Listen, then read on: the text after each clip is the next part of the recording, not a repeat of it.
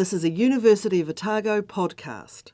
Cool. So we're going to get on with the next talk in the session, and that's Anurag Singh and Cliff Abraham are going to talk us through a bit about memory cells or brain cells and Alzheimer's.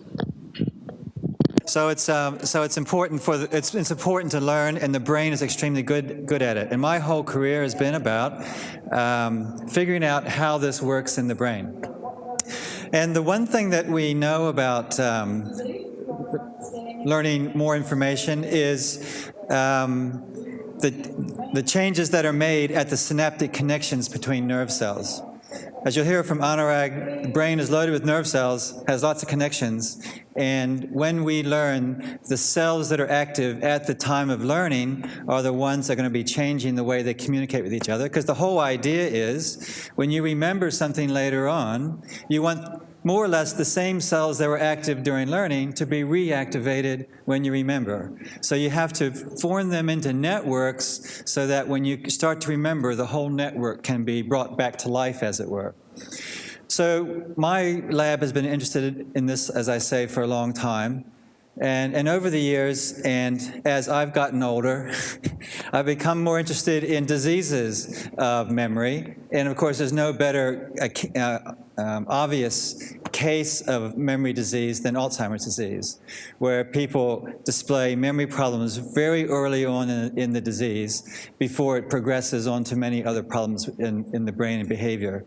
So we're trying to use the information that we find out about how memories are normally formed to tell us, to help us understand what happens when things go wrong in cases such as Alzheimer's disease.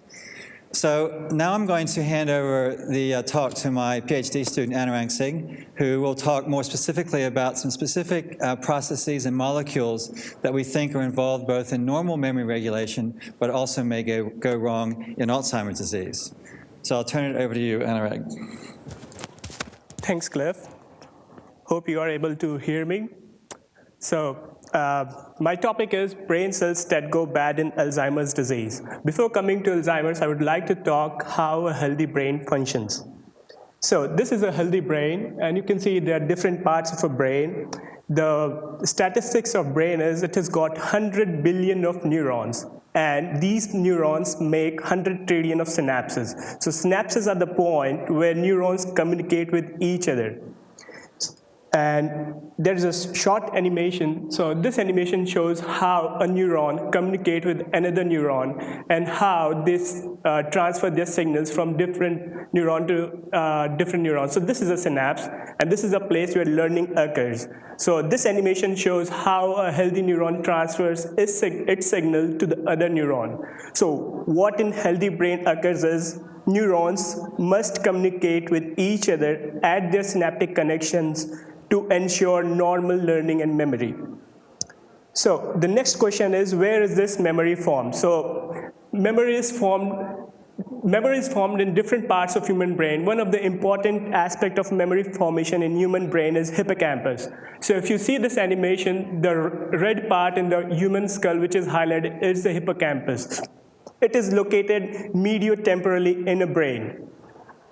Next question is, what all mechanisms are involved in this memory formation? So there are different mechanisms involved in this memory formation. One of the important mechanisms is synaptic plasticity. So I'm going to talk a type of synaptic plasticity where experience-dependent increase in synaptic transmission helps in memory formation. And this experience-dependent increase in synaptic transmission is called long-term potentiation.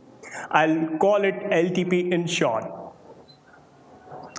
And other question now arises in our mind whether we can study this memory formation in a brain or whether we can study this memory formation in research lab. The question is yes, we can actually study this memory formation in brain. So how we do that? We can record the electrical activity going in brain, and we can induce memory formation. So if you see this figure, this shows the electrical activation in the brain cells, and then a brief high-frequency stimulation results in increase in synaptic transmission.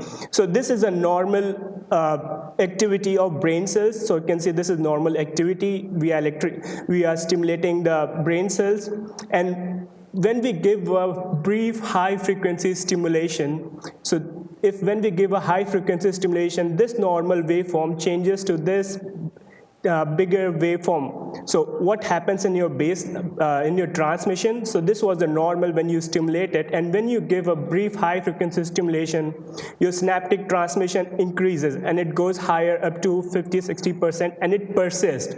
It doesn't come back straight away. So this is what LTP is, and that is why, and it is a widely accepted and well-believed phenomena which says that memory is formed in brain by this mechanism.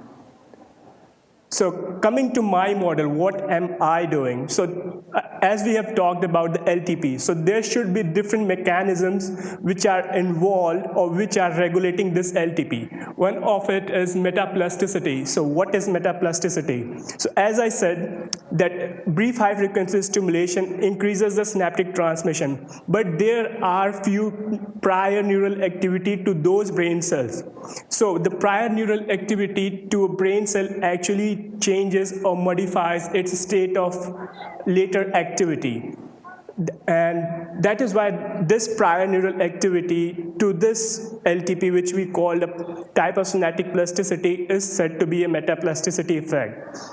So I'll come to this, how we do it in lab later, and I'll talk about what its importance is, what is the importance of metaplasticity. It keeps the firing of neuron or the plasticity within normal limits. It prepares cell for learning, and also it helps cell to prevent pathological conditions. Coming to model of plasticity, as I said, this is a neuron, and if you induce high frequency stimulation, you'll get increase in your synaptic transmission. So this figure shows increase in synaptic transmission by 40%, and we've given LTP stimulation to a brain cell. So this is prior neural activity. What happens to this synaptic transmission when we give a prior neural activity? So we say priming to that prior neural activity followed by LTP. What happens to the synaptic transmission then? What we'll see there is reduction in percentage of LTP. So this is what metaplasticity is. History of prior neural activity changes the state of neuronal activity later. And as we said, prior activity state change results in state change of neuron, and hence the neurons react differently. The next question is, so how is this occurring? How is this state change of neuron is occurring? So what we have seen, and what is, it is from long ago, it was widely believed that astrocytes have no importance at all in this neuronal activity or neuronal firing. This animation shows what was believed from last so many years. So the recent hypothesis for astrocytes, which is a type of a glial cell apart from neuron, is astrocytes actually senses the activity of nearby neurons and helps in the later firing of those neuronal activity, or plays an important role in the neuronal plasticity or activity. So if you see, this is an astrocytes and these are the neurons. So what this astrocyte is doing is, it is sensing the neuronal activity and helping to maintain a constant or a healthy firing rate of these neurons. So what we hypothesize is astrocytes sense the degree of prior neural activity of these neurons, and they maintain or adjust the plasticity threshold accordingly. They maintain the proper signaling of neurons accordingly. So what we have seen before and what has been already shown in different or many of the papers is that TNF-alpha is involved in LTP inhibition, or TNF-alpha has been shown to reduce the long-term potentiation. So what we thought, okay, if TNF-alpha is the molecule which is involved in inhibition of long-term potentiation, why not we see the effect of that TNF-alpha in our model? So what we have done is we block the TNF-alpha, and to see whether we get something different in aspect to the priming stimulation. So we block the TNF-alpha molecule with an antibody, and surprisingly, what we have seen is it rescues the loss of LTP because of the prior neural activity. So what we think and what we presume is TNF-alpha might be a key player which is involved in the inhibition of LTP or which is involved in the loss of memory. Coming to Alzheimer's disease, so Alzheimer's is a neurological disorder, and it basically hampers your learning and memory skills. Alzheimer's disease in New Zealand, as you can see with this figure, is as of now there are like 55,000 people which are suffering from this disease, and it tolls to 150,000 by 2050, which makes it more worse because it's a really big disease in the world now, and it has no cure as of yet. Coming to metaplasticity in AD mouse brain. So we have already got a transgenic mouse which has Alzheimer's disease created in it. So this mouse has got the gene from human brain which is thought to be causing Alzheimer's disease in humans. So that gene is actually being injected to this AD mouse, and then we create a model. And this is a widely accepted model for Alzheimer's disease. So keeping this in mind, that this AD mouse has already got inhibited long-term potentiation, so why not to try TNF-alpha molecule to see whether it rescues or whether it has any effect on this inhibited LTP. So this was a normal mouse brain, and this is the Alzheimer's disease mouse brain, so there was inhibition of LTP already. So what we hypothesized for this this loss of LTP in Alzheimer's mouse brain was loss in LTP is in this mouse may be due to aberrant activity of astrocytes, maybe because the astrocytes are too hyperactive and they release too much of TNF-alpha. So why not to block this release of TNF-alpha from these astrocytes and see what has it got to do with the Alzheimer's disease brain.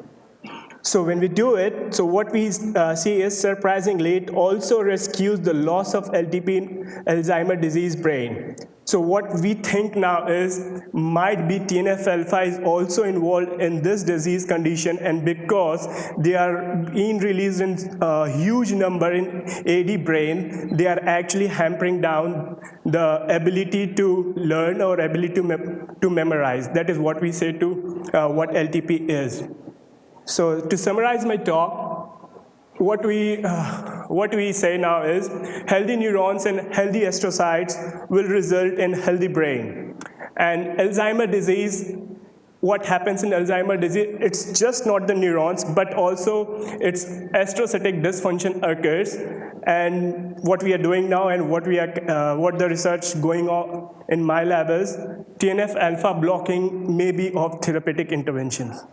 Thank you.